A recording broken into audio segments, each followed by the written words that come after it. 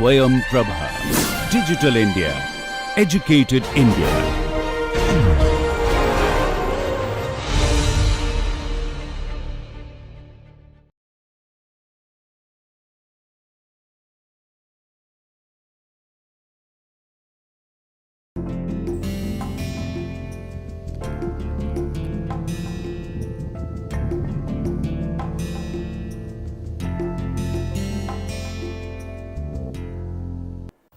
Let us continue our discussion on Kelvin-Helmholtz instability, which basically studies the instability of an interface between two liquids. And the top liquid may have a density rho 2 and the flow coming from left to right is u 2, while below the interface you have a fluid of density rho 1 and the uniform flow u 1. For such a flow configuration, we want to study initially, let us say the interface is given by z equal to 0, and now we perturb it by some arbitrary disturbance, which we define it as z is equal to some epsilon times eta as a function of x, y and t. Okay.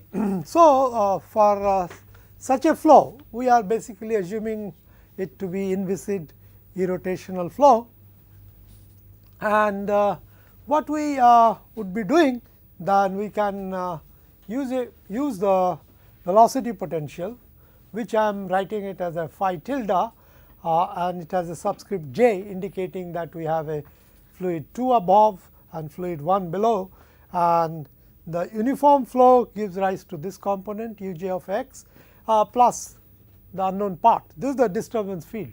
So, we are basically in search of what this disturbance field is going to be.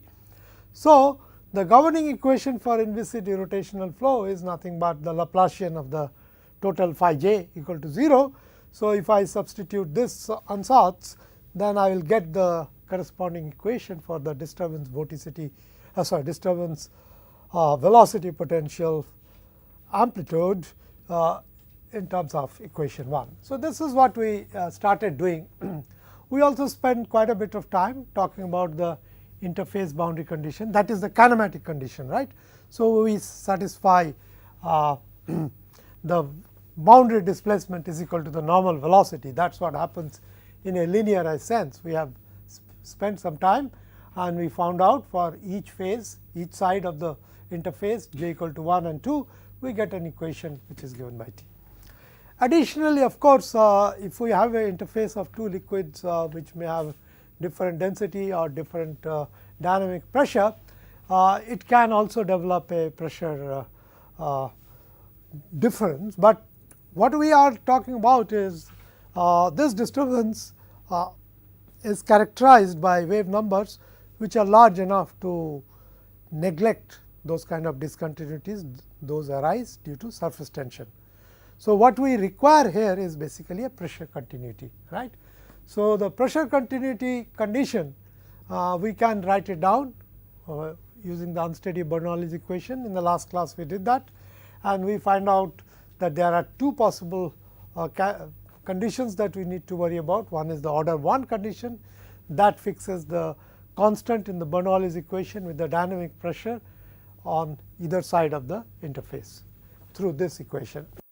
What is more important is, since we are in search of the quantity, is the order epsilon condition of this pressure continuity condition, and that comes out from the Bernoulli's equation like this.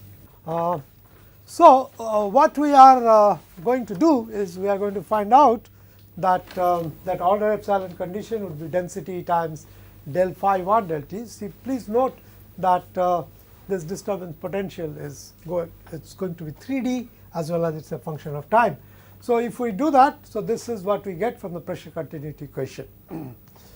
Now, those of you who may not be completely familiar with Fourier transform, please do understand that we use Fourier transform in those cases where we want to treat as general a case as possible. Okay? So, it is not like unlike Fourier series where you are only talking about periodicity. So, if you have say any arbitrary aperiodic disturbance on the interface, then I can define it in terms of its Fourier transform in x and y direction, which is given by the wave number alpha and beta, alpha in the x direction, beta in the y direction. So, this is the most generic definition of the interface disturbance that we can talk about. So, it will have an amplitude, which I am calling it capital F, which will be function of these two wave number components alpha and beta. It is also a function of time, right. And then of course, this is the phase path, and this is what we have to integrate over all possible values of alpha and beta. The same way we can consider the corresponding velocity potential on each phase to be equal to given by a Fourier transform. What we have here, please do understand now that this disturbance quantity is going to be function of x, y and z and t. So, x y variation we are giving in terms of Fourier transform. So, then what happens to this amplitude? The amplitude will not only depend on those wave numbers alpha and beta, they will also be function of z and t, right. So, this is where we stopped in the last class, or I think we went a little further, because we used this and plugged it in equation 1, right. So, what we really found was the following, that if we use this definition of the disturbance potential in the governing equation for the disturbance velocity potential, then we are going to find the governing equation is going to be this. Well, you may object, because z is a function of time also. So, if you do, I would take preventive measure and write it as a partial derivative. Okay. So, let us write this as this, and what happens is, when I differentiate it with respect to x twice, I will get I alpha square. So, that is minus alpha square. The y derivative will give me minus beta square. So, I can add that alpha square plus beta square and call it a k square, and this is what we get, right. Now, of course, this will have two components of the solution. One would go as e to the power plus k z, other will go as e to the power minus k z, and we want to enforce the physical condition, namely that if I perturb this interface, the corresponding disturbance will have a finite amplitude. So, what happens is, if I go far away from the interface, either above or below, the interface disturbance should decay. So, that condition, the physical requirement that the disturbance decays away from the interface, will basically fix your solution in terms of a true constant f1. So, what this f1 is going to be? F1 will be function of alpha, beta and time, right. That is what we are keeping it unsaid, because that is what we are going to get alpha, beta and t, because the z variation is going to come out like this. For the phase 1, for phase 2 we will have minus k z, and for the phase 1 I should have plus k z, because there z is negative, right. So, that is what we are going to do. So, please do understand that this is itself a function of alpha, beta and t. Now, so if I do this, I could then write down phi of j, which according to our requirement is function of x, y, z and t, would be given by this definition. Okay. Instead of z j, I will write this as f j e to the power minus plus k z, and then e to the power I alpha x plus beta y d alpha d beta, right. So, this is what we are going to get. So, this I could call this as equation 6. and this is our disturbance potential candidate. So, what does it do? What have we done so far? We have gotten a solution which satisfies the governing equation, which also satisfies one of the boundary conditions that it decays if you go to this. So, what is required of us to do is to ensure that the other conditions are also satisfied. So, what we could do is we need to basically then go ahead and explore what is given by condition 2. What we could do is we could use this definition 4 for interface disturbance in equation 2. Then what are we going to get? So, del eta del t will be nothing but del f del t, or I could write df dt, because these are parameters. So, this will be like this. So, the df dt I will just write out a shorter notation, like this, f dot, okay. That is this path. And what about del eta del x? That will be I alpha f. Okay. So, that is what we are going to get, and we have u 1 ahead of it. So, we are going to get this. And what about del phi j del z? That we can differentiate here, and I will get for side 2 I will get minus k, and for side 1 I will get plus k times this f of j. So, that is what we are going to get. So, this will be minus k f 1, right. And for the side 2, that is going to be f dot plus I alpha u 2 f, and now what we are going to get? This is going to give us minus k. So, this becomes equal to k f 2, and both of this invariably is going to be equal to 0. That is what the condition 2 tells us. Okay. So, now let us keep this in perspective, that whenever I use a dot, I actually mean this kind of time variation, right. So, this is what we mean by f dot. So, what we are going to do is we are going to use 3. Okay. So, now let me use 3. This is the other condition, that pressure continuity condition, that also we need to satisfy, right. So, if I do that, so this part is taken care of, interface boundary condition is taken care of, that gives us 7. So, this is what it is. So, I will also remove the order 1 condition, which we do not require, because we are looking at the perturbation quantities. So, if I really look at this from here, what I could do is I could use this definition, rho as equal to rho 2 by rho 1. So, you divide this both side by rho 1. So, what I am going to get? I am going to get this quantity on the left hand side. I will get del phi 1 del t minus rho del phi 2 del t,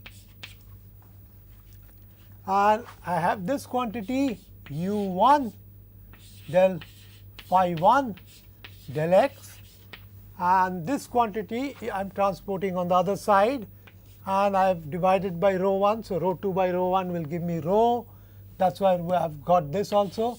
So, I will get rho u 2 del phi 2 del x, right, plus I have here on this side I will have g eta, and on this side I will have, if I transport it on the other side, then I will get rho g eta. So, if I write that down, I will get 1 minus rho times g eta, that is equal to 0. So, that is what we get. So, let me call that as 8. So, now what we could do is we could use those definitions that we have used, and subsequently we got this solution. So, basically I am suggesting that you use 4 to 6 and substitute in it this condition.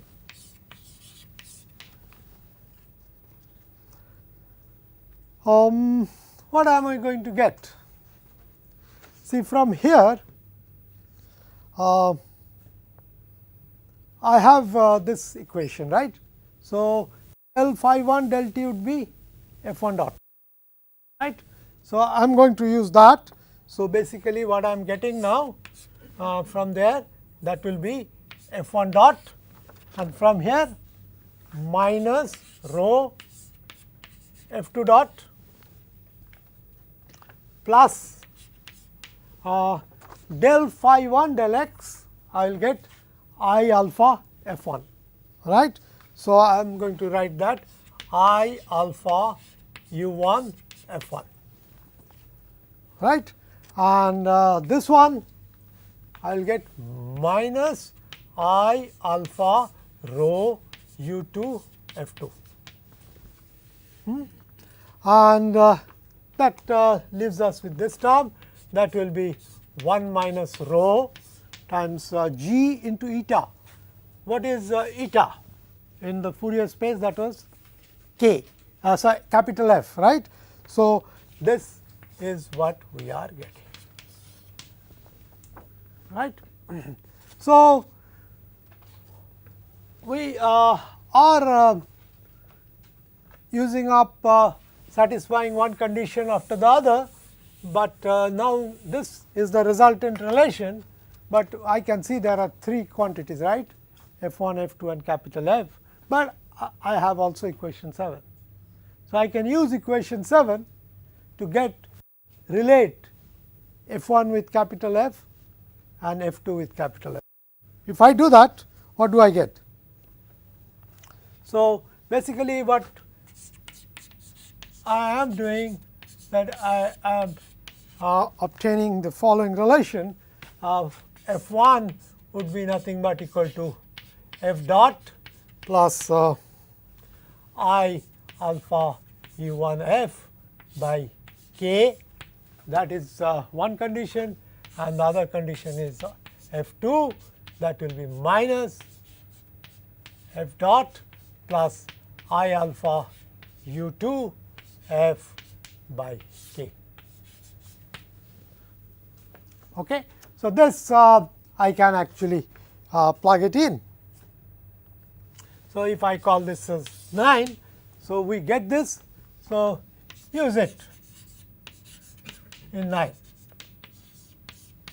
That should simplify our job. So, we could now, these are all taken care of. So, what we are going to have is substituted there, and we are going to get f double dot plus I alpha u 1 f dot by k. So, this is your f 1 dot, and rho f 2 dot itself has a negative sign. So, this will work out as rho by k, and I will have differential of this, that will be f double dot plus I alpha u 2 f dot. So, I have gotten this 2 term here. Now, here I will get this term I alpha u 1 by k, and have f dot plus I alpha u 1 f, and from here I am going to get again a positive sign here, and that would be nothing but I alpha rho u 2 by k, that will be multiplied by f dot plus I alpha u 2 f, right. And what is left is 1 minus rho into g f. So, basically we have achieved our goal. So, what we have obtained basically a differential equation for a single variable f, where all the derivatives are with respect to time. So, we are basically studying the variation of this interface disturbance amplitude capital F as a function of time, right. So, if I now look at the developments that we have obtained, we have gone through all of this and we have actually come to this equation 1521 that you can see there. So, this is what we have obtained. So, I wanted to derive all of this step by step. So, this is how it looks like. So, this is how it looks like, and you get that equation. It is second order ODE, we can solve it. Now, the time variation of the interface displacement, also I can write it in terms of a Fourier transform. That is what we have done here. We have done it in terms of a frequency, circular frequency omega, right. That is what it is, that we have written f as basically nothing but a Fourier transform times amplitude times a phase. So, f I have written it as f hat e to the power I omega t d omega. So, what we could do is we could substitute this in this. So, this if I call that as equation 10. So, you can use this.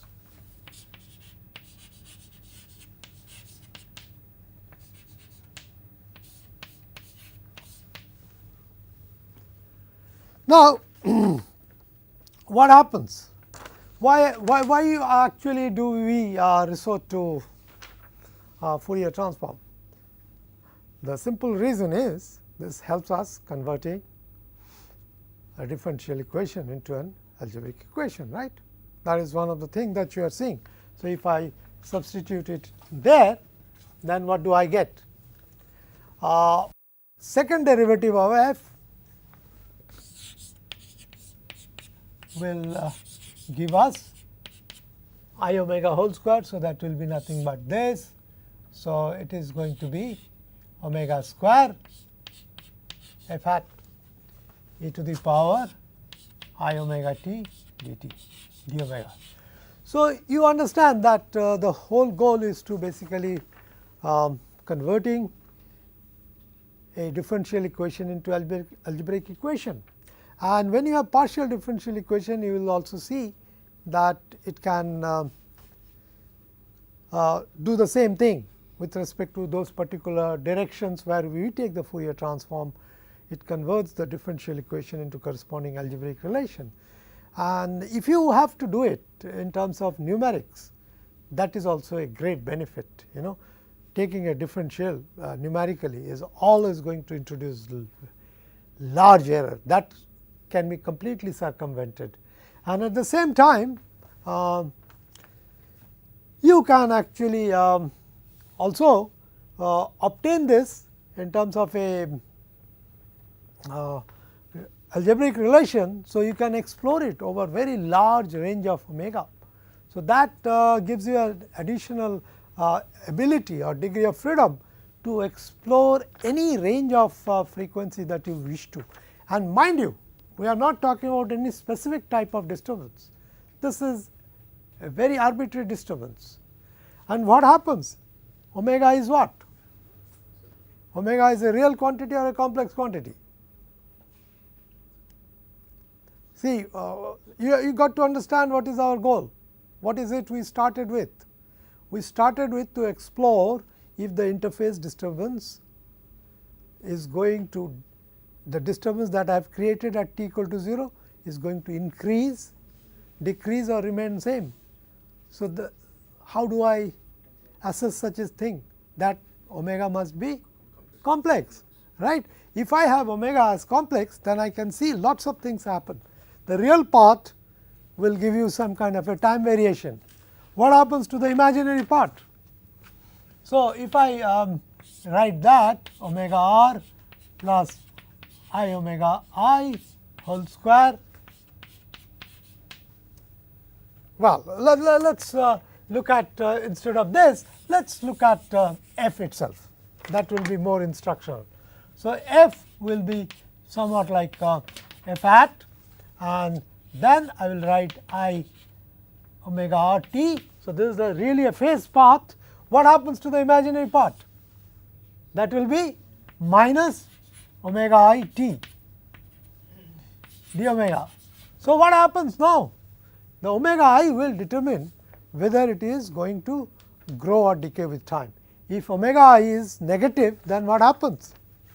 This is going to blow up in time, and if omega I is positive, that is going to decay in time. So, our goal would be to really explore what happens to this omega, and that is precisely what we are doing now. So, we are going to substitute this in equation 10 and see what we get. So, substitution of this Fourier transform in this will give us the following equation. So, from the first term here I will get minus omega square times 1 plus rho. Okay. So, that is that omega square times 1 plus rho, that is that term. Then we have the df dt term, which has the coefficient here 2 I alpha, and df dt will also give me I omega. So, this will become minus 2 alpha omega, right. So, that is what we are going to get, minus 2 alpha omega times the coefficient that we have there u 1 plus rho u 2. That is from the first derivative, and the last term of course remains as it is. So, we could keep it whatever we have, alpha square times u 1 square plus rho u 2 square minus 1 minus rho g k. Now, you see the whole of this is multiplied by, so this is multiplied by f hat, and then you are multiplying it by e to the power I omega t and performing that integral over all possible omega, and that is equal to 0. So, that is what we have. So, this is what happens. So, this differential equation turns out to this. So, if the integral over arbitrary omega range has to be equal to 0, then the integrand must be equal to 0, right. So, that is what I have been referring to, that it converts a differential equation into an algebraic relation, because this simplifies to what we have written here. That is what we have written as 5.23, that is the equation, that is what you have it within the square bracket, right. So, what you have now, it is basically a quadratic in omega, a quadratic in omega, and we do not have to worry about this. We will just simply write this equal to 0, and that will tell us what is happening. What is happening with respect to what? What are the physical quantities at our disposal that we want to study? We want to see what this density ratio is, rho. We also want to see what happens to u 1 and u 2 or their relative magnitude. So, that is what we are trying to figure out. So, this is your quadratic in omega, and you can get the roots.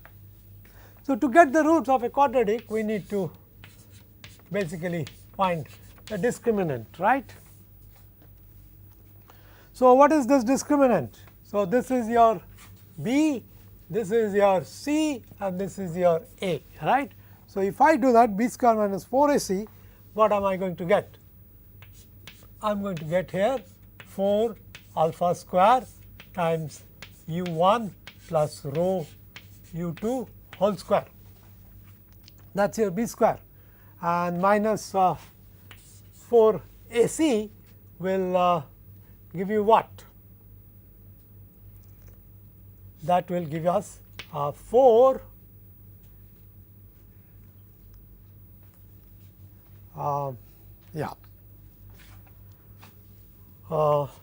4 times A is 1 plus rho, and C I can notice that this is going to be 1 minus rho g k minus alpha square u 1 square plus rho u 2 square. This is your B square minus 4 AC, right. Simplify it. Let us get whatever we can. Open this up, we are going to get alpha square u 1 square plus alpha square rho square u 2 square plus 2 rho u 1 u 2 alpha square, and this one multiplied by this, I have taken 4 out. So, this will be 1 minus rho square. So, I will have 1 minus rho square into g of k, that is the first term, and the second term is going to be, there is a alpha square, and I will have 1 plus rho and u 1 square plus rho u 2 square. So, this is what we are going to get, right. Well, a little more algebra. I am purposely doing it so that you do not have to fumble across later. Alpha square u 1 square plus alpha square rho square u 2 square. Then we have 2 alpha square rho u 1 u 2 plus 1 minus rho square g k, and I will open this up, and that will give me alpha square within bracket. I will have u 1 square plus rho u 2 square plus rho u 1 square plus rho square u 2 square. Okay. Now, you can see there is a cancellation. This cancels with this term, right. So, this is one cancellation, and the second cancellation of course will come from here, that will cancel with this term. Okay. So, we have made significant simplification, and we are looking at the discriminant of the quadratic in omega, and this is what we have obtained. So, what we find that b square minus 4 AC simplifies to 4 times 2 alpha square rho u 1 u 2 plus 1 minus rho square g k and minus alpha square rho, within parenthesis we have u 1 square plus u 2 square. So, this little more simplification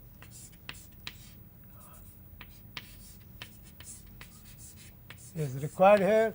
This two term can be clubbed together, right, and what we get basically minus alpha square rho. If I take common, I will get u1 square plus u2 square minus 2 u1 u2.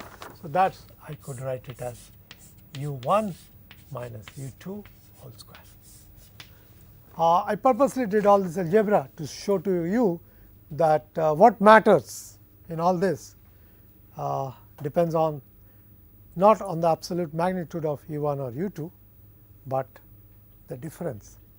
Why it is different? Recall, this is what Kelvin observed, that if you have a relative motion, it is going to tear apart the interface. So, this relative motion is what? u1 minus u2.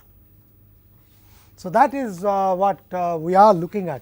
Basically, what we are exploring? We are exploring the various mechanisms of instability. So, one of the mechanisms that we are seeing, that if we have shear, a relative motion across interface, that is a very potential candidate for leading to temporal instability, right. So, this is what we are going to do. So, we basically get that expression now.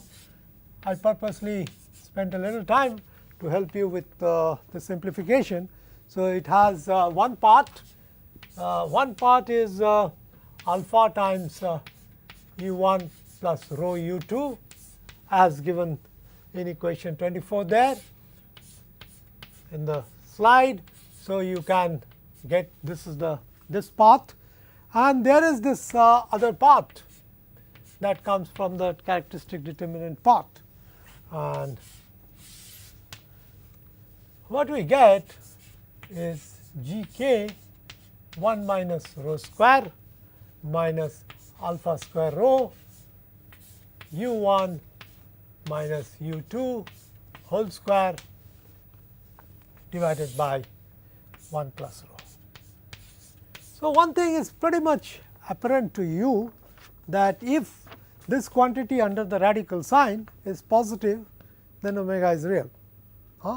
So, what that would signify? The disturbance that I give will remain the same. It is just periodic variation, it is only the phase path, it will go with omega r. So, that is the possibility. If the quantity under the radical sign remains positive, then we have a case of neutral stability, right. So, that is what we understand. Okay, so, we have the expression here, and we just noted that if we have the quantity under the radical sign as positive, that ensures neutral stability. We can have instability when this quantity under the radical sign is less than 0, then that would contribute to the imaginary part of omega, and we are going to have a pair, something will be plus I omega, another will be minus I omega. And because of that, this we have seen already that if omega I is going to be negative, then we are going to have instability. So, come what may, because of the quadratic nature of this equation, the quantity under the radical sign, if it is negative, you have instability. Okay. However, let us also look at the other possible cases, and let us look at one of the simpler case that we can conceive of is this, alpha equal to 0. What does it mean actually? See, basically where this alpha and beta came about, it is the interface disturbance that we have created at t equal to 0, right. That is what we defined as eta equal to f e to the power I alpha x. So, we are talking about disturbances for which there is no waviness in the x direction, in the direction of the stream, right. However, there is waviness in the y direction. So, that is the normal to the plate. So, this is going to be a situation of this kind. Let me just show you with a perspective. So, this is your y direction, right, and this is your x direction, and z is of course perpendicular. So, basically let me draw it slightly better for you to appreciate. Say, let us say this is what we are doing at x and y direction. So, the disturbances that we have given have variation in the y direction. So, that will be like corrugation in the spanwise direction. So, flow is coming in this way and you have the surface corrugated in this. So, it is like a corrugated surface and flow is going along the groove. So, that is what it means. So, what happens to this then? If alpha is 0, so this part goes to 0, there is nothing there. What happens to k? What is k? It is beta, is not it? K square was alpha square plus beta square. So, if if alpha is 0, so this becomes this. So, then what you have is omega 1 2 will be equal to minus plus, I will get this, this part also goes away, right, because alpha is 0. So, I get square root of g times beta, and there I will get 1 minus rho divided by 1 plus rho. So, this is a very interesting case. You see, even if you may have a shear, a spanwise disturbance does not depend on what this value of shear is, because alpha is 0. Shear was lurking here. So, if I put alpha equal to 0, nothing happens. So, the spanwise disturbances do not matter. So, here is a very simple case that tells you that 3 dimensionality is not going to be very important, because you are only going to see this, and what about this? Now, you have to think about what is rho. Rho was rho 2 by rho 1. So, you are going to have instability when this rho is greater than 1. That means what? A heavier liquid is resting over a lighter liquid, and common sense tells us that is going to be unstable. If I try to do that anywhere, even with rigid body, if I to balance a heavier object on top of a lighter object, that has a tendency to fall. Fluid also shows the same thing. This indicates instability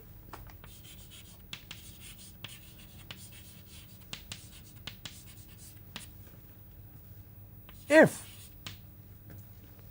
rho is greater than 1, that is rho 2 is greater than rho 1. In fact, this was what was this is the scenario that was studied in this mechanism called Rayleigh-Taylor instability. You know, Rayleigh-Taylor instability was studied when there was no U1 and U2. But what we have come through this, that is why I did not even spend time discussing about Rayleigh-Taylor instability, because that falls as a special case of Kelvin-Helmholtz instability. You put U1 equal to U2 equal to 0. There also you would see the same thing. Even if you look at the most general case, if I put look at this U1 and U2 equal to 0, this part of course will not be there, this part will not be there, and we will get this. And the instability is going to be determined by g k 1 minus rho divided by 1 plus rho. So, the disturbance could go in any direction, k direction. The condition of instability is given by this.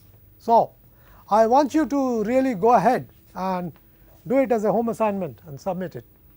That is going to be your first home assignment. You study Rayleigh-Taylor instability from the first principle, the way we have derived all this thing. You can write down the same set of logic and argument, except that your U1 and U2 equal to 0. It is a much more simpler case. So, we will get to practice what we have been talking about. So, this is what we would call as the case 1, where we find that if we have spanwise perturbation, not the streamwise perturbation, then that is going to be unstable only if we have a very unstable configuration, even when this is not moving via the Rayleigh-Taylor instability case. Okay. So, we can talk about the next case that we can talk about. The case 1 is just now we talked about. So, we will go to this next case. This is a case where the general interface perturbation is such that the characteristic determinant is negative. We have already said that is going to be unstable, right, and interface will grow in time. I can also write it like this: u 1 minus u 2 whole square should be greater than g k by alpha square into 1 minus rho square by rho, right. That is the condition of instability.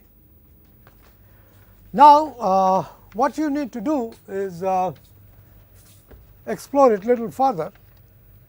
So, this basically tells you that what kind of shear is going to be causing instability.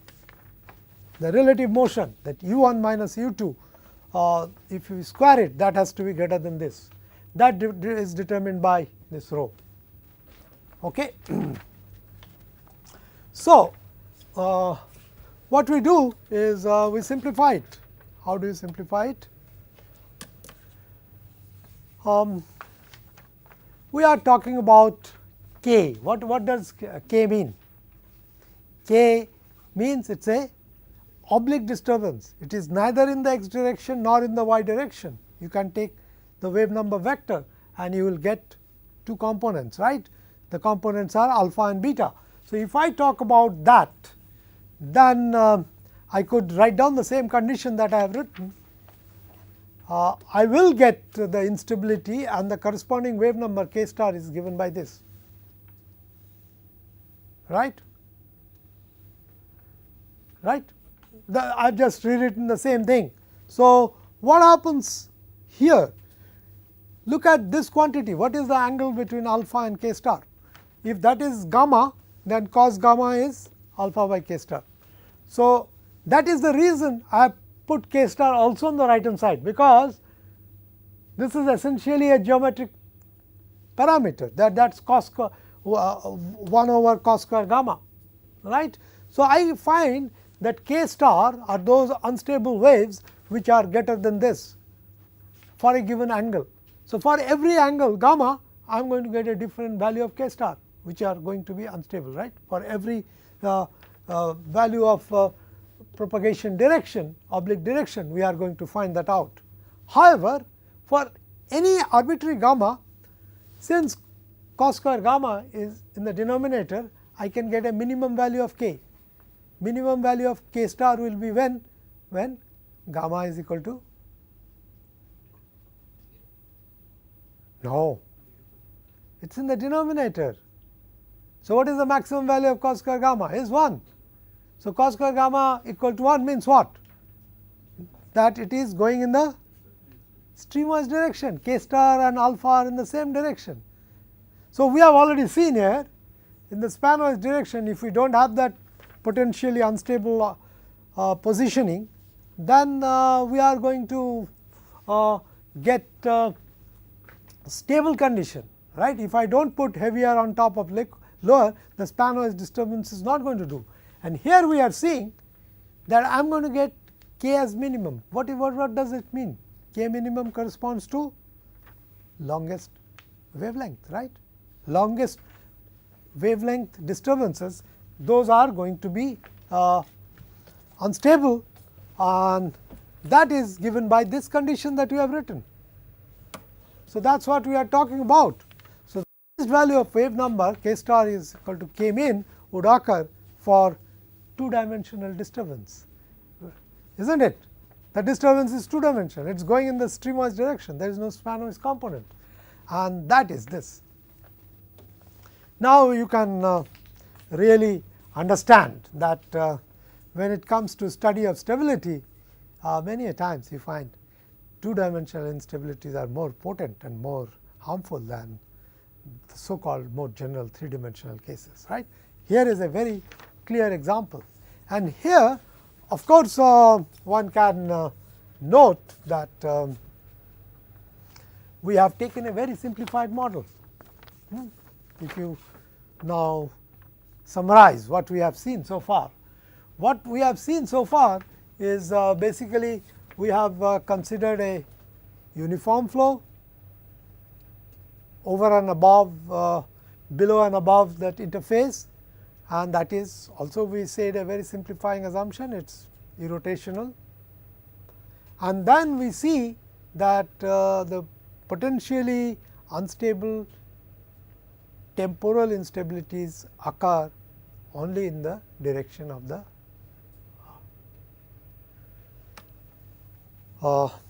flow direction. So, 2D disturbances are the most harmful one, and 3D disturbances are less harmful, right, because you can see that amplitude is given in terms of that. And what is the value of the shear is given by that expression that we just now seen. Now, what you can see that we can also consider a case where these two are of same species. Where would you see this case? Does it have any relevance to physics? I have an interface somewhere, I have a different velocity above and a different velocity below. Where do you get it? Well, people from aerospace engineering should not have any difficulty in visualizing that. Where would you see that? Huh? No, I said at aerospace engineering. Aerospace engineering do not worry about atmosphere. They do, but not to that extent. Where would you see that? Where would you see that? Yogesh? Jet. Well, then I am going to create a jet, two different jets, then the interface is where we will get, and what will we call that? That interface is going to be called a mixing layer. But you also can see it. If I take the say a aircraft wing at an angle of attack, what happens to the flow here? On top I have one type of velocity, on bottom I have another type of velocity, right. That is why you generate lift, but it is the same fluid. So, we are studying case 3 as that we are talking about rho equal to 1, and we still have dissimilar velocities across the interface, and that is what you see as the trailing edge of a wing. And we can simplify that, whatever equation that I have written. So, I will put rho equal to 1, then I will get those exponents, characteristic exponent would be given by this, and it has got a real part that is given by the average velocity. What does the real part tell you? Yes, Mubashir, what does real part tell you?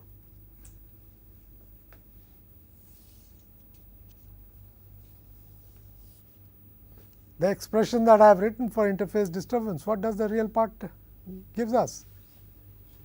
The frequency of variation, right. So, the frequency of oscillation of that interface, if it is what we are saying, that if I create any small disturbance, the disturbance frequency is given by this, the average velocity, and whether it is going to grow or decay is determined by the shear. And you see now, you have no choice, it is unstable. It is unstable, right? You have a plus quantity and you have a minus quantity. So, what you are seeing that the flow past a aerofoil at the trailing edge, you are going to get a potential instability. Okay. So, we have temporal instability, and that is for any alpha. You see that instability is for all alpha. That is a very dangerous scenario. That is why you see you can hardly think of the flow behind any streamlined body to remain laminar, because there is a very potentially unstable configuration. You are going to see the disturbances are going to grow. Okay. I will stop here. Before I do that, I just simply will ask you, since you have an expression for omega 1 2, you can calculate the group velocity and phase speed and tell me what do you see. Okay. So, I will stop here.